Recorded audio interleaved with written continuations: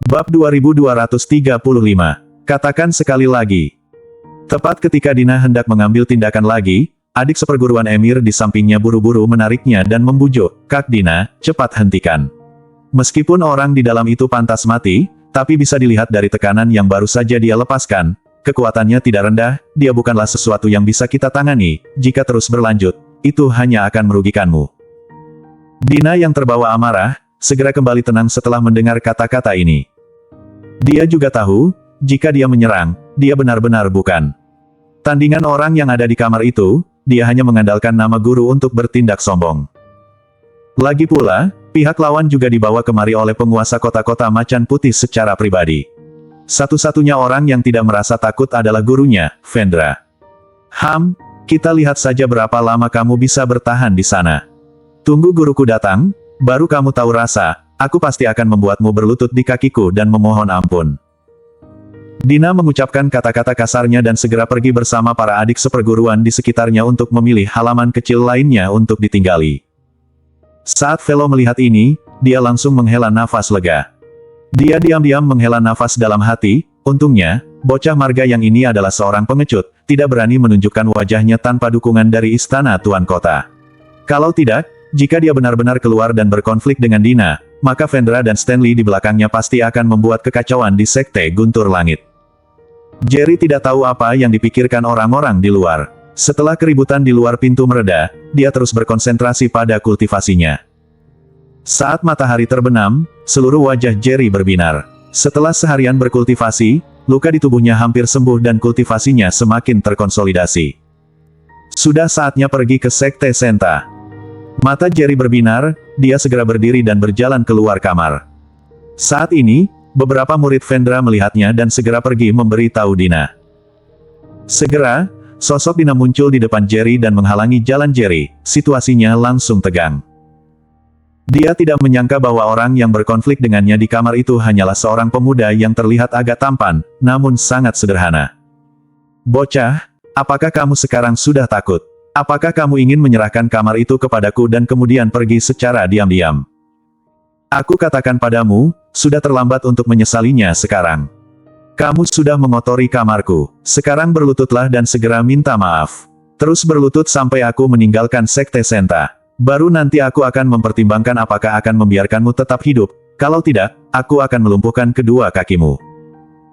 Melihat Jerry masih begitu muda, ketakutan yang ada di hatinya terhadap Jerry segera menghilang, dan sikapnya menjadi semakin arogan.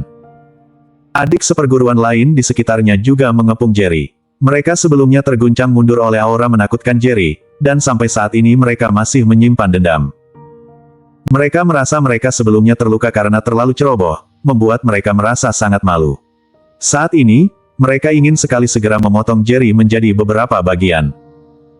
Jerry sekarang hanya ingin pergi ke Sekte Senta secepat mungkin untuk mencari tahu apa yang terjadi, dia malas mempermasalahkan badut di depannya. Dia tampak tenang dan berkata dengan nada dingin, "Minggir." Dina melipat kedua tangannya di depan dada dan dengan wajah arogan, dia mencibir, "Bocah, apakah kamu tidak mengerti apa yang aku katakan? Aku ingin kamu segera berlutut dan meminta maaf. Berhentilah berpura-pura bersikap dingin di depanku, kamu pasti sangat ketakutan sekarang, kan? Haha, aku benci orang yang belagu sepertimu." Jerry sesaat langsung mengerutkan kening.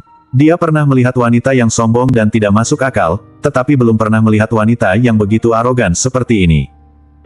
Untuk sesaat, matanya menjadi dingin. "Aku katakan sekali lagi, minggir." Bersambung.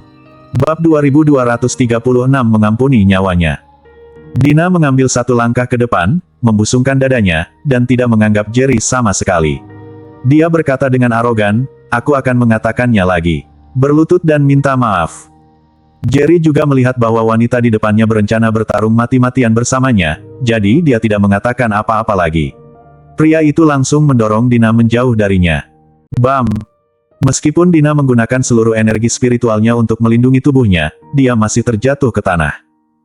"Semuanya, cepat bunuh dia." Ini adalah kedua kalinya Dina mempermalukan dirinya sendiri dan jatuh karena Jerry. Dia tiba-tiba berseru dengan nada tajam. Tepat ketika sekelompok junior Dina hendak bergegas maju untuk menyerang Jerry, mereka menyadari tatapan dingin Jerry. Seluruh tubuh mereka tiba-tiba bergetar, seolah-olah sedang menghadapi iblis. Perasaan takut dari lubuk hati yang paling dalam menghantam hati mereka. Kaki mereka gemetar tak terkendali. Mereka tidak mampu melangkah maju lagi. Jerry mendengus dengan jijik dan langsung berjalan keluar pintu. "Brengsek, kenapa kalian masih berdiri diam?" Dina berteriak dengan marah. Dia tidak mengerti kenapa para juniornya yang biasanya penurut, kini hanya berdiri diam saja. Tiba-tiba, tatapannya menjadi dingin ketika dia melihat Jerry. Pisau terbang kecil dengan cahaya dingin segera jatuh ke tangannya dari lengan bajunya. Dia membidik punggung Jerry, lalu melemparkannya tanpa ragu-ragu. Dina menggertakkan gigi dan berujar, "Matilah." Lantaran merasakan niat membunuh yang dingin, ekspresi Jerry tiba-tiba menjadi sangat dingin. Jika bahkan senjata kecil yang tersembunyi dapat membunuh Jerry, dia tidak mungkin bisa hidup sampai hari ini. Ketika mata Dina menunjukkan tatapan tajam, Jerry sudah tahu apa yang akan dia lakukan. Ketika pisau terbang kecil itu memelesat ke punggung Jerry secepat kilat dan hendak menembus punggungnya, Dina dan yang lainnya tiba-tiba membelalakkan mata mereka. "Di mana orangnya?" Hampir semua berseru serempak. Puff! Sebelum semua orang sempat bereaksi, pisau terbang kecil itu bisa-bisanya mengenai seorang murid yang awalnya berdiri di depan Jerry. Ketika melihat senjata tersembunyinya telah melukai juniornya, Dina sontak memiliki firasat buruk. Pada saat ini, Dina tiba-tiba merasakan hawa dingin di belakang punggungnya.